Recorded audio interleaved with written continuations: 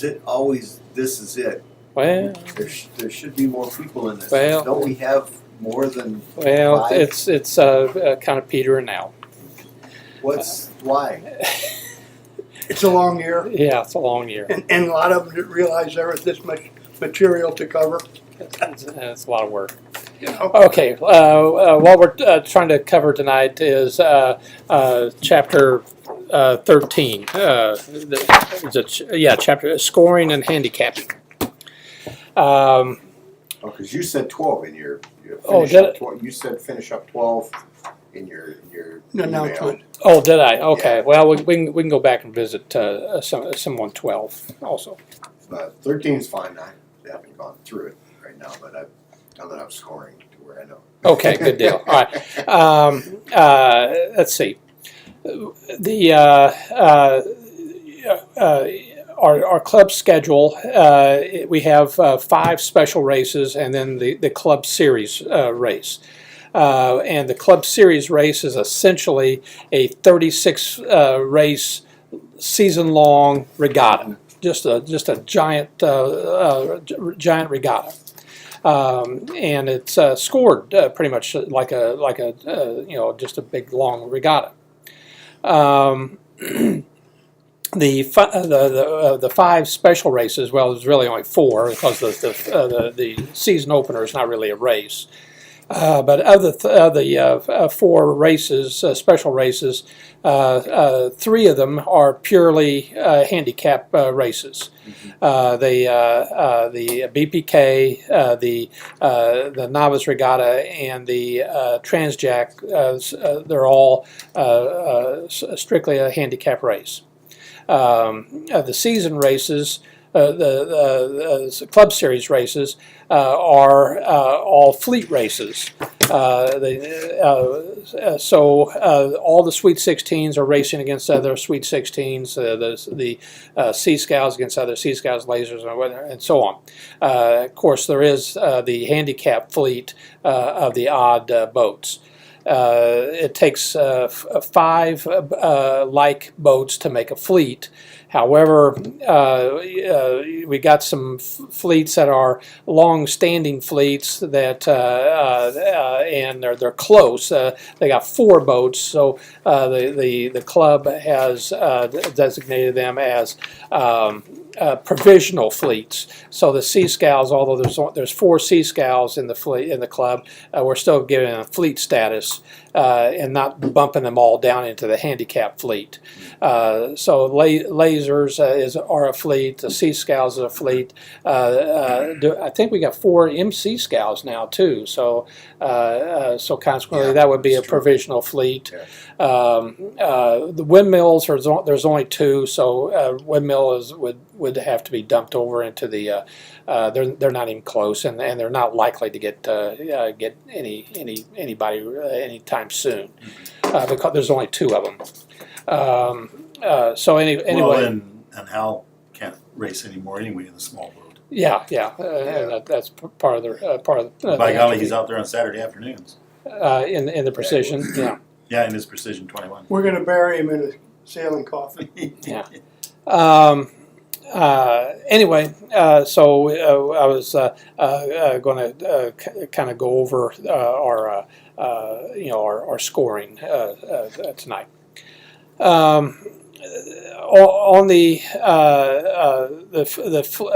club series races, again, all the Sweet 16s are sailing against other Sweet 16s, and each week I record what everybody does in that on that race. So there's 36 club series races, and so consequently everybody gets their number. We use, of course, the low score system. There's high scoring and low scoring, and so we use the low scoring, meaning the first place boat gets a 1, second place gets a 2, and the 15th gets a 15. and I assume we do that mostly because it's the easiest way to deal with it. High scoring it has some interesting thoughts about it, and that the low scoring is I guess mostly about well, I don't know. Low scoring gives you better results over a consistent field of boats. Yeah. There's the Cox Sprague, which is loaded. To the more boats you have, the more points you get. So first place for 20 boats is more points than first place for 10 boats. Yeah. And the Sea Scouts use 1,000. The Sea Scout scoring system is 1,000, 750, 7, and you get down to 20 boats, and it's like 400, 450. It's diminishing, and the more boats, it rewards better finishes with higher points. But the whole point that comes in is that it really doesn't make any difference what system you use, as long as you start with it the same year, and everybody uses it the whole year, because each one of them has their own little quirks. Now, if you're using Appendix A, we use it for, I think it's A9, races in a series longer than a regatta. And there's, that would be our club races. Right. And we score the other races as a regatta. And there's some little changes in there. Not much, but it's enough that you need to be aware of it. Sure. Okay. So, On the Club Series races, obviously a lot of folks miss a lot of races, and they those races that someone misses, they take a pretty significant penalty for missing a race. The scoring abbreviations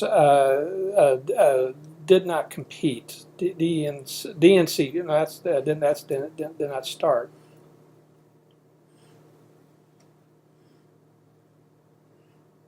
Well, did not compete. It's supposed to be, I thought, a 1 plus the number of I was going to entries. say the number of entries plus 1 is Right. what you need for the DNC, Right. So what we which I've got way too many of. well, you got to remember, it's not entries in the race. If you got 6 Sea Scouts and 3 show up, the other guys get 7. It's because it's Everybody else gets 7. well, Okay. because it's the number of entries. There is 7 Sea Scouts entered in this race Well, you know, for the year. Yeah. I understand that, but in our situation where we have the club races every Sunday, we would literally have to have everybody that is going to be racing sign up at the beginning of the year, and if they don't make one, then they get that penalty. We But we don't we do modify that. it. We modify it. Our sailing instructors, we change it. That's one of the rules that we change in our sailing instructions, is how we record DNFs and that. So we've already been down that road. But Okay. you're right. It is a real problem. So Yeah, it's But like if you go- Because nobody asked me about it. No, if you when I ever- started if out you this ever- year. go somewhere else and you're in a class. You go up and sail in the MC Nationals, and there's 38 entries. Mhm. You missed the first race, you're 39. Yeah, and which is understandable. You know, and Yeah. and that's what the book says. But we decided years ago that was way too harsh, so we just do one more than the entries of the day. So if One more than the entries Oh, in the day. and so the other 3 boats that didn't show would get a 4. get a 4, Okay. see, so But we Time. still would have to have the total number of participants in the series. We would still have to have those people registered Yeah, and we It's- do. it's somewhere. It's to date. And I try to do that because I take the the participants that's recorded on that day, and I include them in the list of all the people who have sailed Sweet 16s, for example. And we got a lot of people using club boats and whatnot. There must be 30 or 40 people say, yeah. that have used a Sweet 16 in some race throughout this season. Yeah. And now some of them may have only used it one time and entered one day, maybe two races. But I try to record that on there, and it's in the list. But there again, if you have 40 or 50 or 30 or 40 sailors, do you now give them, say we've got 30 sailors, every race they miss, you give them 31? Well, No, you'd give them the 1 plus how many boats actually competed. Say 5 Sweet 16s competed. You give them a 6. Everybody, all 30 would get All a 6. 30 would get a But 6. they get a 6. Okay. And then the next That say I can- next week, that I can see. 2 more guys join. So instead of having 38, you got 40. Yeah. So, but it still works the same way. It's to date. It's really hard the way the club is organized, and we've made it about as simple as you can, and for all practical purposes, it all works out in the end. It all works If you out. don't race Yeah. enough races, you ain't gonna win. yeah. Yeah, like me. No, 'Cause no. Well, here's a question too. Now, I have probably volunteered on the committee boat more than just about anybody, other than you, obviously. But as a racer, should I be penalized? No, you should not be penalized. And I'm going to be on the committee boat this Sunday and next Sunday. Okay. So yes, I should not be penalized for the fact that I'm going to be on the committee boat. So I'll just not record any penalty for this next 2 Sundays. So how would you score that though? It's not a +1, and it's not a 0, because there again, if you're attaching 0 to all 36 races, that still doesn't work out. Right. I don't. In the past, we haven't really paid much attention to it because we assumed everybody took a turn on the committee boat, and so everybody would be short two races. But okay, but in say in my situation, I've probably volunteered over 10 or 12 Times, right? All right. Now, how many of those times were we at the minimum, or did more people show up and get on the committee boat? More people showed up and got on the committee boat. See, that's, 'Cause I've but then always, it's too late for you to go get a boat and go sailing. Yeah. Thanks, Bern. I don't know So, exactly what to do to make it as fair as possible. so not that I'm complaining. I don't that's not what I'm saying. But if you have to defend it, how are But you if going I to defend have it? to defend it, how are we going to defend it? And I want water. I'm good right now. No, Thanks. I'm good. I'm good. Are we just going to use that mindset or that theory or that? No, it's a good Procedure. point. It's a good point as to how especially in light of the fact that we're now moving into having a lot of people that are not doing any race committee work at all. Yeah. Well, who hasn't done the race committee work? That's the question first. There's a bunch. There's a ton of people that yeah, haven't done the race committee. yeah. Racers. I mean. I'm not talking about Share Plus, but I'm talking about racing. There's several that refuse to do a race committee if you put a gun to their head. They're just not gonna.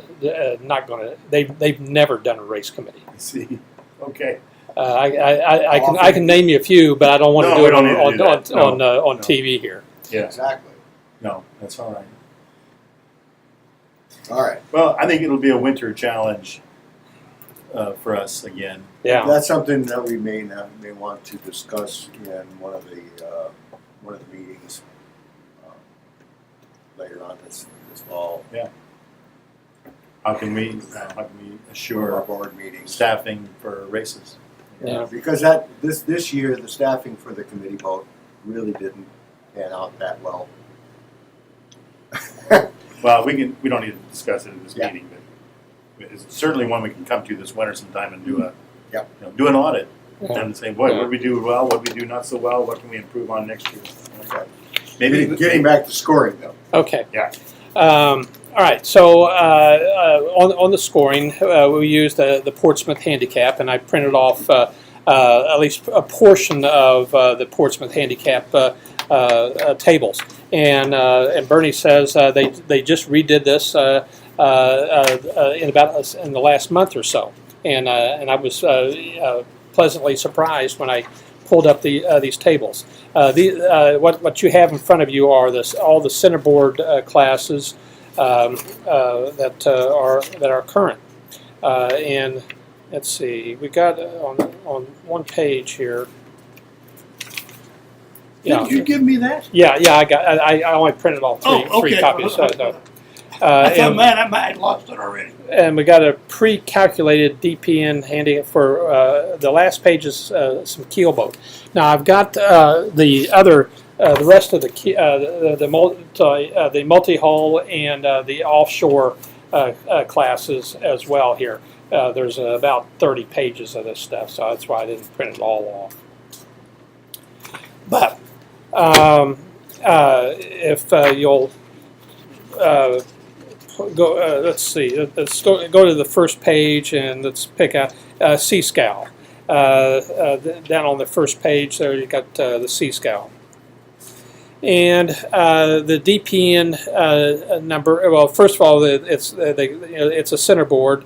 Then it's got the code for that boat, which is a C-SC. That's the letter code for that boat. And then DPN, the first number column there, it's 79.10, 79.1. By the way, DPN stands for Dixie-Portsmouth number. It's the name of the two towns, I guess, that Two systems that got merged. or is it two systems? Dixie Yacht Racing was the first handicap, and Portsmouth were the other, so they merged the made two. them DPN. And that's what DPN stands for. Okay. Anyway, so on the Sea Scow, the base DPN is 79.1, and then they have some wind adjustments. DPN 1, 2, 3, and 4. So 1 is for light winds, and 2 is for a little heavier. 3 is for more, and then if it's really windy, you use a DPN 4. And I printed off the Buford scale here also. So. So which ones are rated? The DPM 1 is If you didn't 1 use through 4. the wind factors, let's say you decided that you didn't want to worry about what the wind speed was. Okay, You just use everybody's DPN number, just the straight DPM. the straight DPN. Okay, on this Portsmouth handicapping sheet, this other sheet up here on the. I see it. I got you. There's the Buford number 0 through 4, and then you got the miles per hour. So DPN DPN 0 is 0 to 1.7 miles an hour. BN 1 is 1.8 to 4.0. So that so if it's just blowing 3 or 4 miles an hour, you would use the DPN 1 number. And then if it's between 4.1 and 7.4 miles an hour wind, you'd use the DPN 2, I see, okay. and then 3 would be DPN 3 would be 7.5 to 12 mile an hour, and DPN 4 would be 12 to 18 miles an hour. And it doesn't make a lot of difference sometimes, but in certain classes like the windmill, one DPN number can be the difference between planing and not planing with a good sailor. Yeah. So you need to take about 2 or 3 wind readings during the race up in the front and write them down, and then the race goes. The race committee is the sole judge of the Buford of the wind speed. Of the wind speed, yeah. Whether you do it right or wrong, Yeah. that's the way it is. It's, But, I don't. So where are the boat? Like I didn't see Sweet 16. they're down here at the bottom. Keep going for higher numbers. No, I'm looking on this thing here from U.S. Sailing. It's the same thing. You Uh, keep going. a Sweet Clear 16 down is, in S's. Keep going. Go to the S's. Yeah. It's all alphabetical. and it's about a quarter of the. SWSX is the number. Is the abbreviation. It's got Surf, Wind, Surprise, Sweet 16, and then goes to Tanzer. Oh, Oh, got it. Sweet 16. There it is. And, yeah, a 96.2 DPN. Okay. And then the windmill is the very last one on that page, 89.5.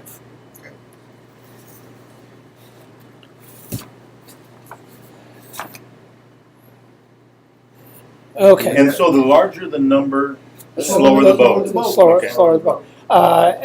They use the Thistle as the base boat, and a Thistle is an 83. So a Sweet 16 is a 96. So that's a 13 minute difference. No. Or thir- Rule of thumb, for 10 Portsmouth points, it's 6 minutes an hour. Oh, That's how it pretty much works out. So they're 13 points apart. Yeah. So you take off 10, so you know it's at least 6 minutes an hour, or 10% slower. So it's probably 12% slower than a Sea Scout. Let's see. interesting. So what are the ones in the parentheses then? Provincial numbers. Provincial Oh. numbers? Because Like I'm looking at the this spin is rate. actually done by results being sent in Submitted. to U.S. Sailing Gotcha, from all the clubs. okay. And sometimes you get more information, sometimes you don't get enough. So they'll give you parentheses, and there's one that's a different, it's a box. It's a different number, I forget the name of it. But on the Irwin 20, there's an asterisk, which means it's not that reliable. Not enough information there. But, So I've got a Sweet 16 at 96.2 and a Spindrift 16 at a 101. So So they're only 5 points apart. 3 minutes. Oh, An that's hour. this. That I cannot believe. The Spindrift is so much slower. No, Well, it's not a 16 though. It's a 17 Our Spindrifts or 17. are 17 feet? Okay, I believe. I thought we put a tape to it.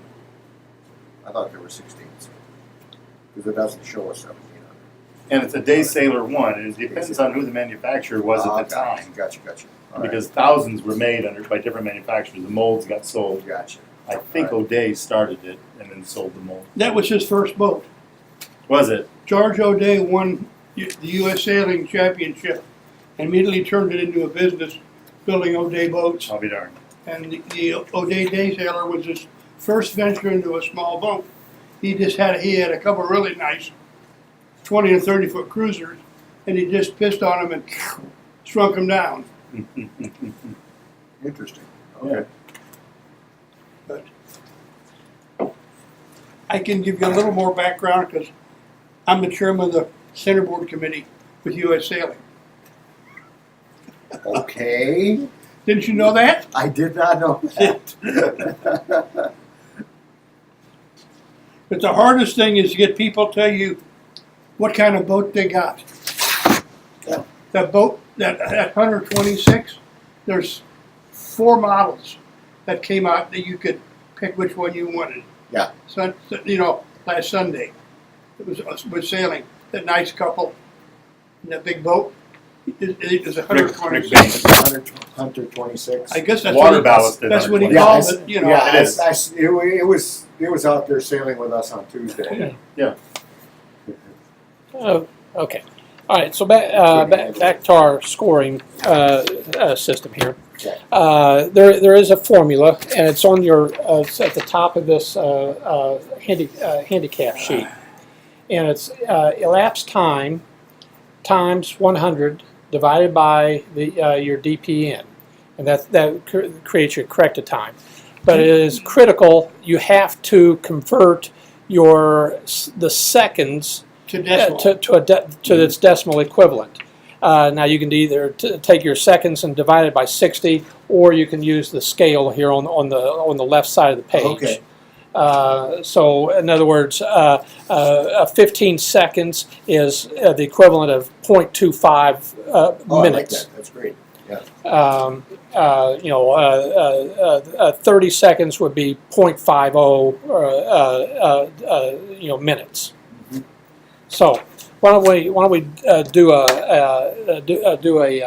score? Mhm.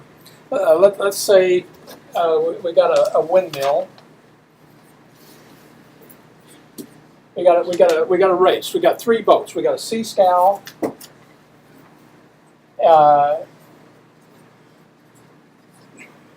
And a Sweet 16. We got in our race.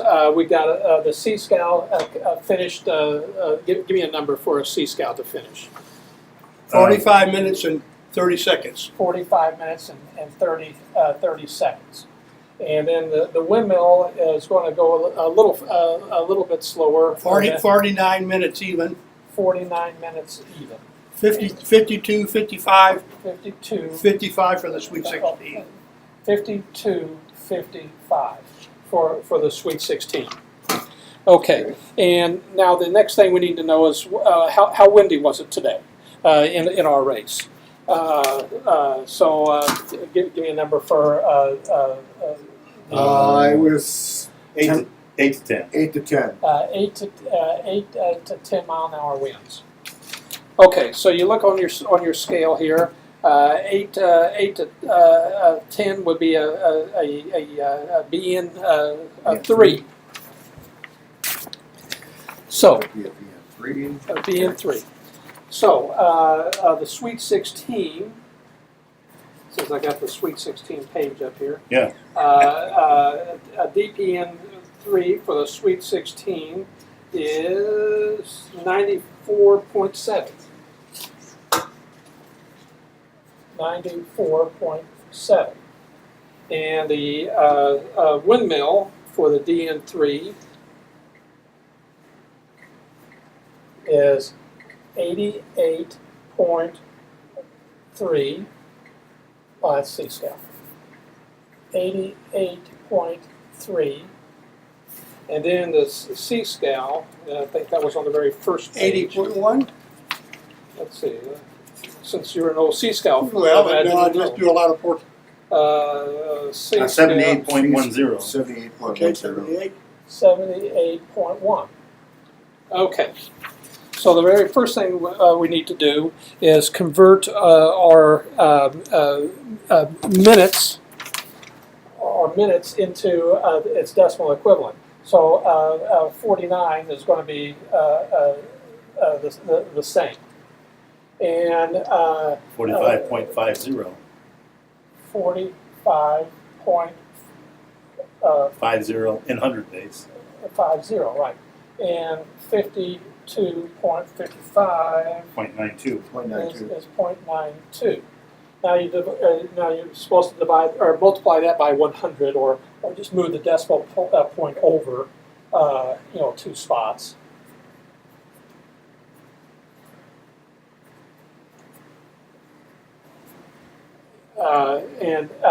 what you do is you multiply this number by 100 or move the decimal spot. Okay. And now then you divide this by our handicap number.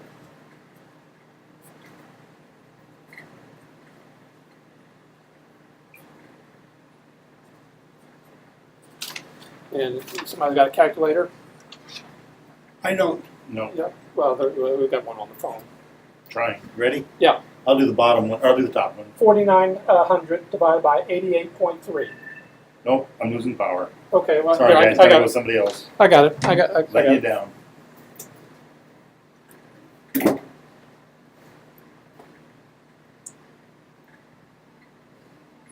Give me just a second.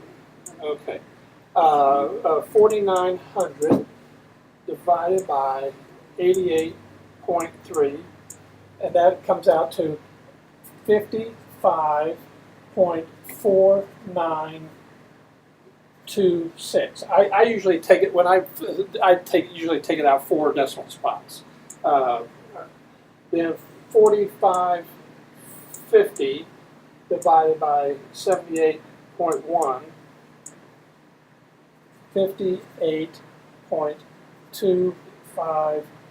58.256. And then 5292 divided by 94.7 is 55.8817. So the windmill won. Windmill came in first, and then the Sweet 16 came in second, and then the Sea Scout came in third. Now, I normally go start the handicapping. I normally go 2 places. It depends how they start lining up. Yeah. I lost the Wyatt Cup on the 4th place. I had a 7 and he had a 6. There you go. Okay. So yeah. when the closer it gets, you can go as far as you need to break the tie. I've never had a tie on Portsmouth. But Well, that's an interesting with the numbers. I mean, with the handicapping. And that's why it takes so damn long to do a race. Is there a computer program software where we can do it on the boat? Well, according to the On the book, fly? according to the book, there's supposed to be programs to do it, and I would assume that with a spreadsheet. It's an Excel spreadsheet. You just fill in you do a calculator. There's a function that you can plug in on an Excel spreadsheet that, if this, then Because I believe for the foreseeable future, we're going to be dealing with regattas and races that are handicapped Well, because that's the nature of the beast. Now, U.S. Sailing has a program out, and it's a sail wave or something like that that you can download on the computer. And because the time we spent here when the party was going on and then they started to drift away, sure, we Right. took time off because of the rescue. I appreciate that. But it still took us a long time sitting here. oh yeah, We'd rather been at the party eating, Well, and then you got to check all your math after you've done it. and then you got to score it. and then you See, this is only the first half. Whereas if this could be done on the committee boat, That's what on a computer as we go through, Well, we that's could what I did squeeze that time. Sunday. And I did all the handicaps on the committee vote Sunday. Uh, We came in, and then we went down the list on who was first, second, third, and then we went and scored it. Now, the day we had the rescue, I used up all that time rescuing people, so we had to start right. over from here. Yeah. And if we get more, as long as you got less than 20 boats, if you fill out your sheet first, the handicap sheet, put the classes of boats with the handicap number that you think you're going to use, even 2 of them. You're going to be a 1 or a 3, you put them both there. You scratch off the one you don't want, and you just fill in the boats when you get the score sheet. And then you just look up, Sweet 16 is 107, this guy's 93, and then you finish it out, and you go to the next race. And then you just got to go to the score sheet Yeah. and So- add it in. But So- it takes a lot of, whether you got it a computer, you still gotta punch it in. Right. Now, way back when, I had a cassette that was this big, made a Radio Shack, a little computer big as a cigarette box plugged into it, and it was programmed by sound. Can you imagine that? Played a tape supplied by U.S. Sailing for Portsmouth numbers, and it programmed the computer, and it asked you the So question. as soon as it, Starting time, sail number, handicap number. And you just punched it in. Did that for regatta. When you wanted to figure a race, push the button and it went ba ba ba ba ba ba ba ba ba. And it printed out on an 1.5 inch tape all the finishes in consecutive order. And I did a 250 boat regatta in 3 hours. 4 races. wow. Just in that. And it finally wore it out. I had to make an external battery pack, and I re-inked the ink thing 3 times, and I finally could find no more paper for it after 20 years. And I tell people who run computers, it was programmed by sound, and I get this, look at the bullet the bastard calf look. Yeah. But, you know, there's stuff out there. As long as we're less than 20 boats starting, we can see what sail wave costs. But you gotta have somebody that Yeah. understands how to use it, Right. Right. you know. But Whereas if we came up with an Excel spreadsheet that already has that stuff built in, I mean, you literally could build a workbook that has all of that stuff, that does the VLOOKUPs to the different types of boats and the handicap numbers and stuff like that. that's all built in sail wave. That's all built in Sailwave. Sail wave has Portsmouth. It has the center boards, the multi-hulls, the offshore, and the keel boats.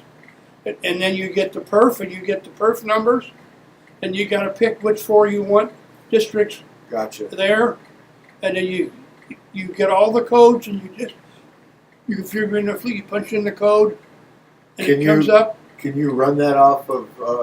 Obviously, you can run it off a laptop, but can you run it off a tablet? There weren't any tablets when we did that. Okay. I'm sure that you We can. we probably should be looking at. It says your U.S. Sailing has a website, or on their website, has a review of all the programs Okay. and what they operate on, and it's free. I mean, go look at the review. Yeah. Look at the review and then If if it's it is Hardware. something that fits our hardware, It might be free. it might be. Or a cost share, you know, kind of thing. Yeah. Okay, anyway. All right, so in our 2-race regatta, we got our second race. We got the windmill that came in at 42.15, 36.18, and 55.2. So why don't you figure this one out? Okay, that's the times, right? Yeah. Okay. So what do you got to do So first? you 42.15 divided by 88.3. No, 42.15. First, we go to 0.25. 42.25 to go to our 100th base. Yeah. Oh yeah, Yeah, yeah. 18 Gotcha. minutes is, or seconds is 0.30. 36.30. 55.20 is 55.33. So slide the decimal over 2 points times 100, divided by, we're going to call the same DPN win number. Yeah. Yep.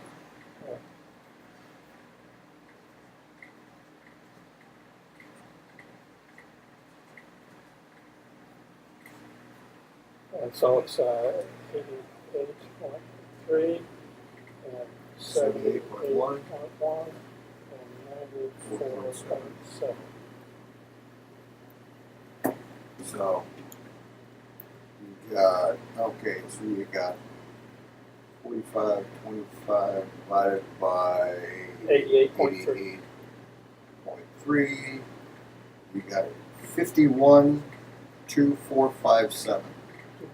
51.2. 0.2457. And then you have 3630 divided by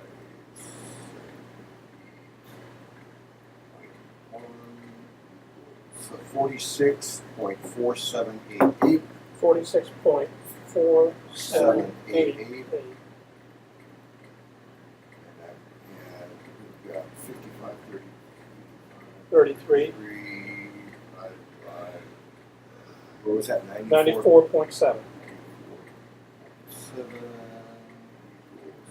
58.4266. So C-Scow got a 1 this time. The windmill got a 2, and we got a 3. So the Sweet 16 has got a total of 5. C-Scow got a 1 and got a 4, and then the windmill got a 1 and got a 3. Now it is quite possible that I'm going to just change it here that that there was a tie. The C-Scow and the windmill have tied in our hypothetical 2-race regatta, and in the racing rules on page 54, if there is a series score tie between 2 or more boats, each boat's race shall be listed in order from best to worst, and at the first point where there is a difference, the tie shall be broken in favor of the boat with the best score. Okay. Well, I know what you mean, yeah. Give them 1, You 3, take 1, 3. One of those. Say you've got the C-Scow and the windmill. The windmill takes a first place, and the it's the last. So that would be in the last race. the best score in the last race. No, it's the No, best I mean, score. Put a 1 and a 3 right next to the C-Scow, down at the bottom, or for the 4. Oh, yeah. The Put a 4. 1 and a 1, put a 1-3. No, just No, leave the use 4. that at 4. Put a 1 for Put a the first 1-3. race. Yeah. That's the put a second 1 race. I don't care, just hypothetically. Just put a 1 next to, put a 1 and a 3 by the Sea-Scow. Okay, we got in the first race we got a 3, Okay. and then a 1. Yes, and the other one, 1 and a 3 for the windmill. I got a 2 and You know, we're going with your ties. okay. So each one has a 1 and a 3. Okay, got a 1. Well, no. If the hypothetical would be, the windmill gets a 2 and 2, that would give you the 4. The C-Scow gets a 1 and a 3. Sea-Scow wins. Your C-Scow wins. Right, when I'm going with they're both tied, which is another tiebreaker. Put a 1 and a 3 for both of them down there at the bottom. Okay. 1, yeah, anywhere, just put it in there. 1. 1 and 3, 1. No, One- on the one dash- just on the 3-1, Sea-Scow one and the dash- windmill. That's all we're worried about. A 1, a 3, and a 3, and a 1. Okay? So the C-Scow wins the regatta because they got a 1 in the last race. The last race is the last tiebreaker. race is the tiebreaker? Yep. Yes. By the rule book. Okay. But now, if you're sailing in a major regatta with lots of boats, and there's 4 or 5 races, and everybody like Perry's racing on handicap. All If right. there's a tie, it says in the sailing instructions, be broken by the lowest corrected time. So you Okay. need to read The SI. the sailing instructions on scoring, especially for handicap events. But if they just mention Appendix 1, you just got to worry about Appendix 1. Okay. So in that situation, then the C-Scow would win because it had a low score of 46, or a lowest score of 46 In the last race. in the last race. Well, It wouldn't you're matter saying if in it the was 2, last- yeah. in the 2 different rules. In the first rule, the one we have in RSI, it goes based on who had the best last race. Okay. In Perry, if there's a tie, it goes looking at all the races, who had the best race overall. That's And in right. that case, Total. 40. Total. Oh, adding all your All seconds your up? corrected time together. Oh, Oh, okay. interesting. That would be interesting. Yeah. That's another Twist. about 2 hours worth of math. No, actually, you push the button on sail Push the wave. button to sail wave. Yeah. This is provided he doesn't drop it in the lake like they did up Okay. at Smithville. Okay. But I yeah, was going to say that's kind of how my team won the Puget Sound Sailing Championships back in '98. Was it that exact way? I mean, we were tied, and we actually won the tiebreaker. 8.2. If a tie remains between two or more boats, they shall be ranked in order of their score in the last race, the very last race. Any remaining ties shall be broken by using the tied boat's score to the next to the last race. So if you keep getting more and more, keep getting ties, then you just keep walking back back to races. But anyway, because the Sea Scow won got a 1 in the last race, this race, then they won the little regatta. Okay. I finished first out of 140 boats by 17 minutes down in Oklahoma for the Frostbite.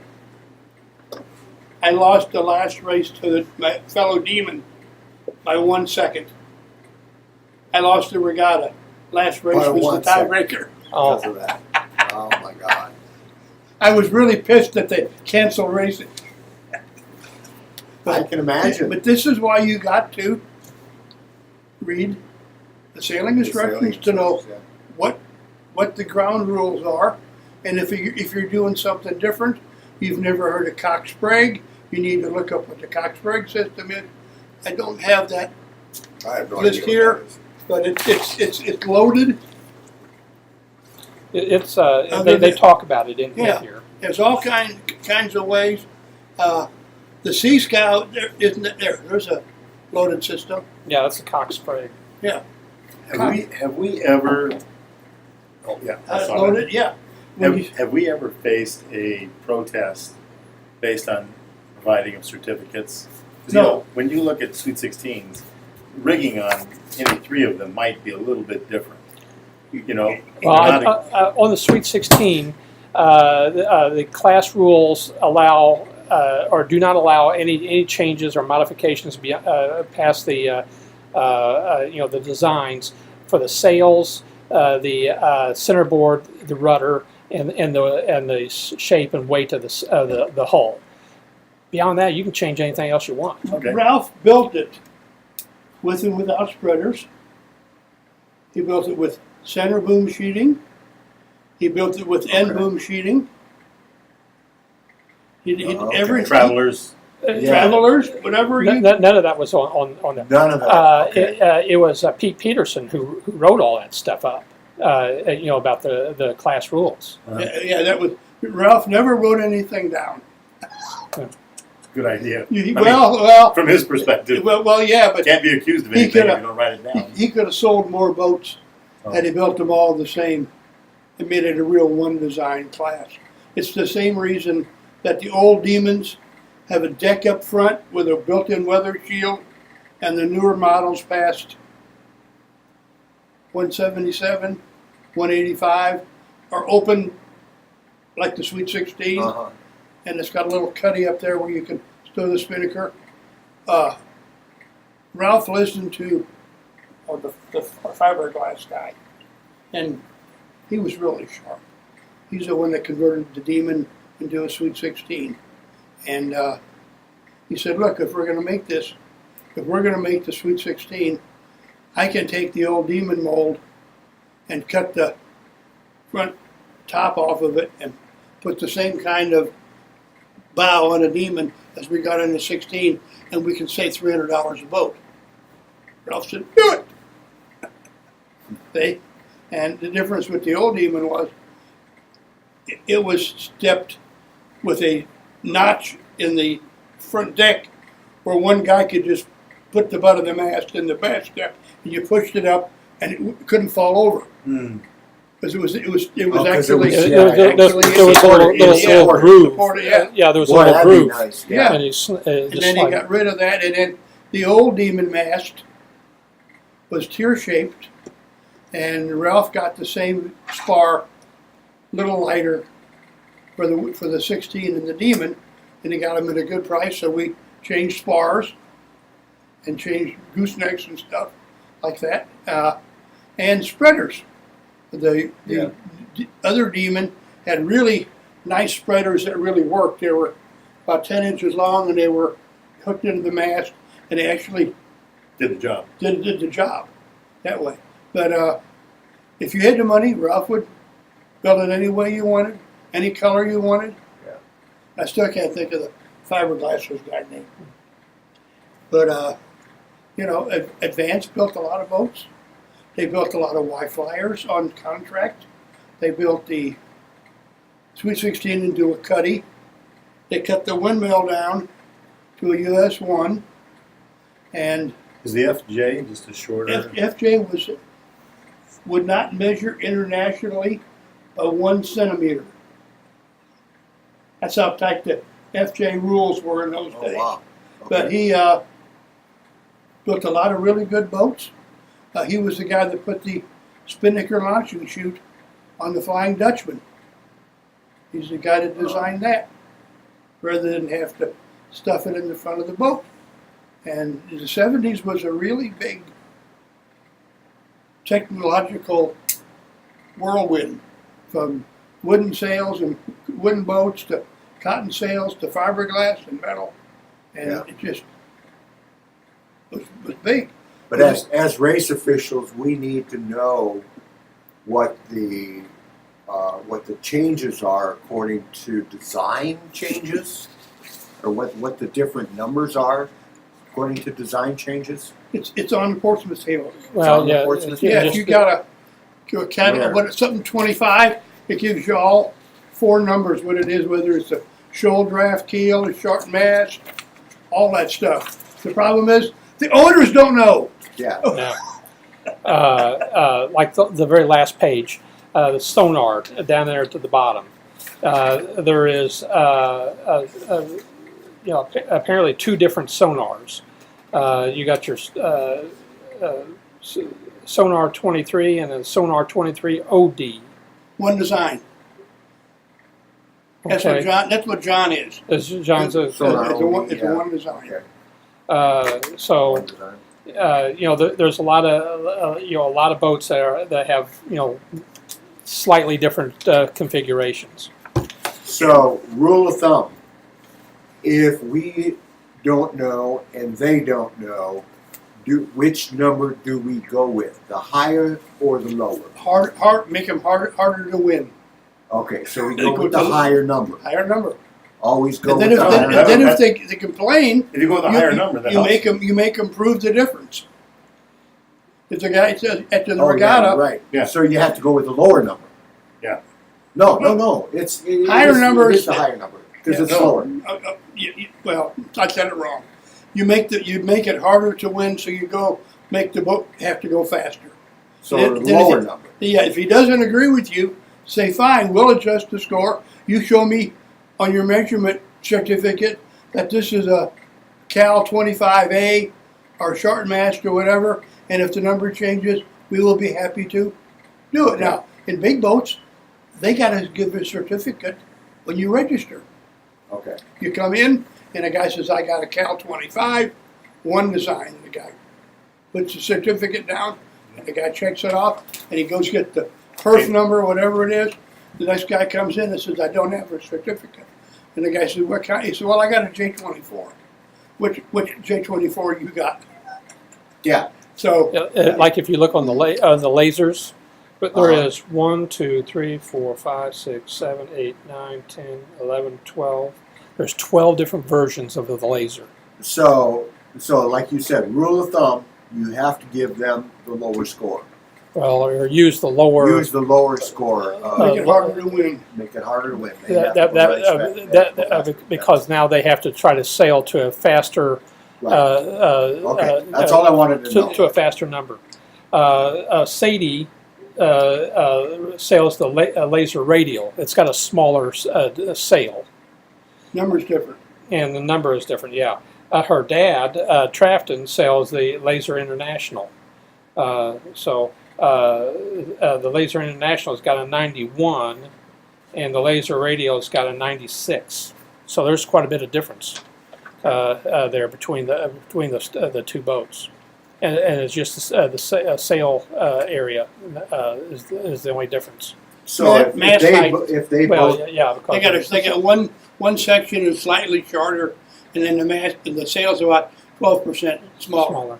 so in the case where Sadie comes in, she doesn't know which one it is. Look at the sail; it'll tell you. Well, maybe. Insignia is different. Well, There again, we wouldn't know that. Yeah. No, it's do your best, and you can always correct your mistakes.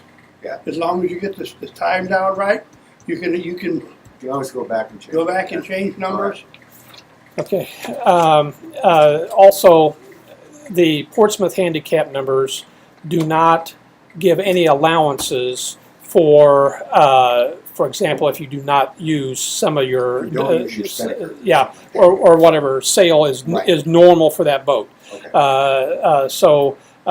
Yeah, for example, it's like the Sweet 16. If you're not using your spinnaker, that's on you. So like say for a J24, all of a sudden, you go from a regular spinnaker to a 130 jib.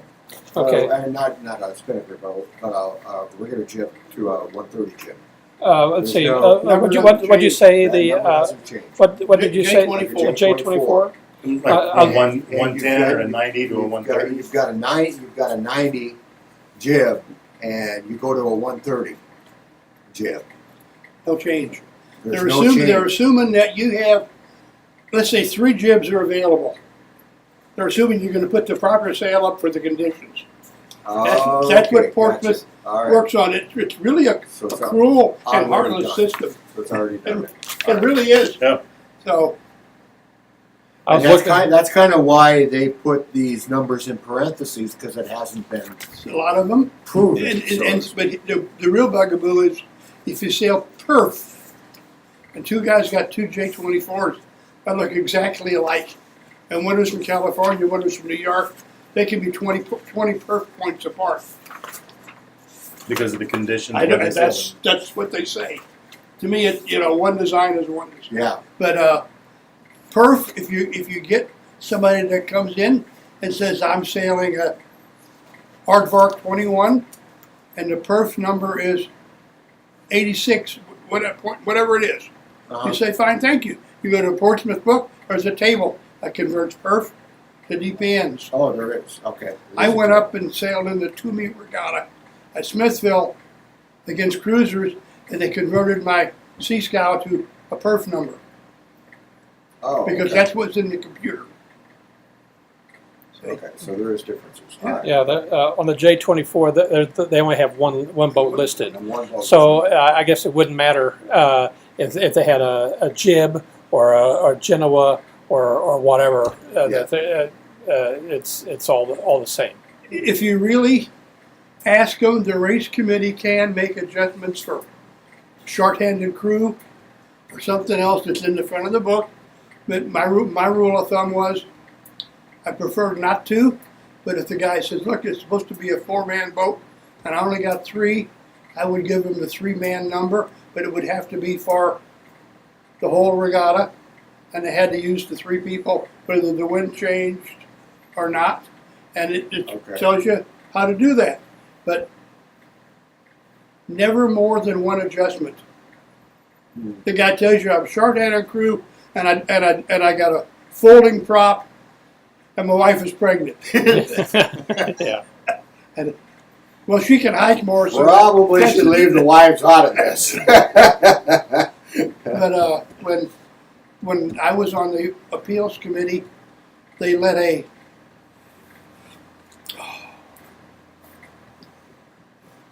like a scow, only, we'll say it was a scow. You'd go down and race in handicap down in Oklahoma with 150 boats. The regatta chairman converted his A scow number to perf.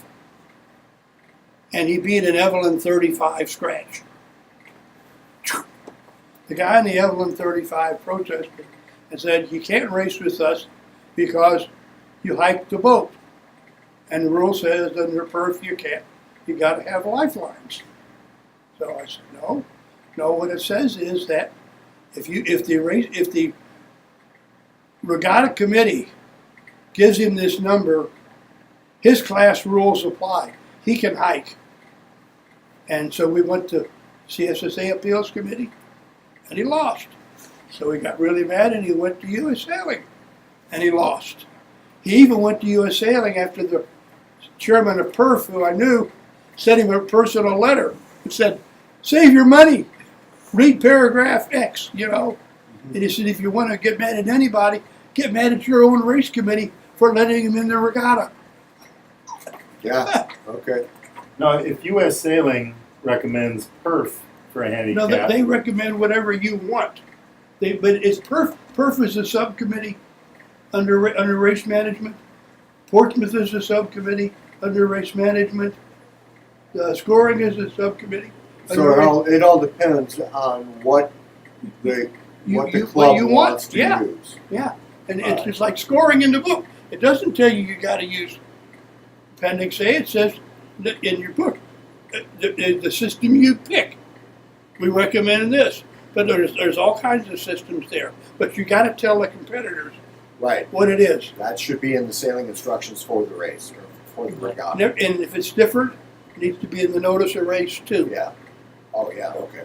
But scoring is a really important part. so why would you use perf? In what application would you prefer to use? Keelboats, ocean racing, For ocean racing, and it's come a lot better. But then you got to do all the measurements and They got to give you a perf certificate uh, when you sign up. Every year you got to get it renewed, and you get it measured every 10 years or whatever. But they used to run perf with a motorboat. Okay, I ran hundreds of regattas, and it was real simple. If the motorboat ran the race course 10% short than what it really was, all the fast boats won. Didn't give a shit what you did. If they measured it 10% long, all the slow boats won. That's because that was the length of the course was the multiplier. yeah. See, so now we got GPSs and all the rest of this stuff, and they can get it down within 10 yards. Yeah. I just don't like the fact that you could get 4 or 5 different numbers for a J24. It doesn't make any sense to that. But other boats, you got midget offshore racing, which is a whole new class of boats, and you got everything else that you got to conform to their little set of rules. And then you give them your certificate, and that tells you what your handicap number is. Now, remember, some of these races, your races went for 4 days. oh yeah, Yeah, so, you know, if people win by half a second after sailing halfway around the world, Yeah. you know. So, but it's just, the race committee has to be aware it is a big responsibility to do it right. Take the time Agreed. to find out. Agreed. And if you're in doubt, you can tell the guy, I don't know what your number is. I'm going to assign you a provincial number for this event. And we're going to investigate to see where, because I don't have the book on the committee boat, Right. that way. At least you've communicated that Yeah, to the race, yeah, you know which way is up. to the participant. Okay. Yeah. Gotcha. We All right. run really casual races that way. And if the guy says he's got a 316 and it doesn't have a square bow, which we think is probably a 316, and we don't know about the cruisers. That guy with the 32 last year always sailed with this monstrous jib, no matter what it was, and it just killed him. And I said, why don't you just put up the smaller jib? He says, oh, the wife likes the way it looks. Good enough reason. Yeah. You know, but, Okay. I just wish we had more cruisers come out Right. and sail. We use a very linear our scoring is just straight low point scoring system for everybody. I think the club would entertain, should we ever want to decide to change, to have a multi-tier scoring system. One for like novices, and then one for for seasoned racers. Well, the only regattas we score are the special events. We just record finishes for everybody else, Right. and they score whatever system the fleet wants to use. The only time you put a score out is like we did for this regatta, or for the However, Transjack or however, the fleets have not. Our fleets are not run as a fleet anymore. We haven't had a Sweet 16 members in 10 years. A fleet meeting. Same with the Sea Scouts and whatnot. it's disintegrated. It's disintegrated. Yeah. When I first joined, when I first got my Sweet 16. Rick Blowers was his fleet captain, and we had 2 or 3 meetings a year, for the and we set our own rules and everything. And that's all gone by the wayside. I measured boats on Easter with the demons. I bought a swing set for $5 and made it, and I made the scale using the balance beam, and I made a can of dry sand that balanced 235 pounds. We rolled the demons in there, put this on it, moved the trailer, balanced, put canned goods, 1 pound under. If you're under, you had to put the can, it was 2 pounds under. Had to put weight here. Did that on Easter, which really wasn't bad, except I dried the sand in the oven that had been in the backyard the night before. Oh, a little smelly in there. A little smelly there, yeah. But A little wet. all that has disappeared, and even the scows have taken the weight limit off the boat. It used to be 550. There's no weight limit on scows anymore. They've also changed the shape of the mast with a different mast manufacturer, much to the better from what they used to have.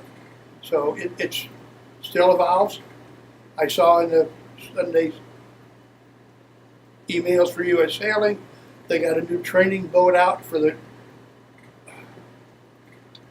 America's Cup. It's called an A or something 14. It's only $1 million. Only. It's First only, off, and too. it's a high-speed catamaran. It comes out of the water in 4 miles an hour. Oh my God. Okay. Now, Wow. the new ones are going to be 60 feet long for the real event. I think this was 24 feet, 14 meters, or whatever it is. But it showed a video like that. So Well, bringing that right around to here again, what thoughts does everyone have about one design racing, handicap racing, the future here? Locally, regionally. Locally here, this lake, regionally, nationally. it's going to be small fleets of one design, where you can get the interest, like the MCs. Yeah. Where we aged out. Look at Rob Mayer. Right. That was a changing of the guard, if you knew that 3 weeks ago, when he got rid of the. When he changed from the MC. Yeah. Sea Scout to the MC. From the Yeah, Sea you know, Scout to the MC. I sold both of my boats after the last knee operation, after having a boat for 50 some odd years. Yeah. Handicap, nobody's here. Do we need to turn that off before you yes, probably ought to turn that off for just a second there.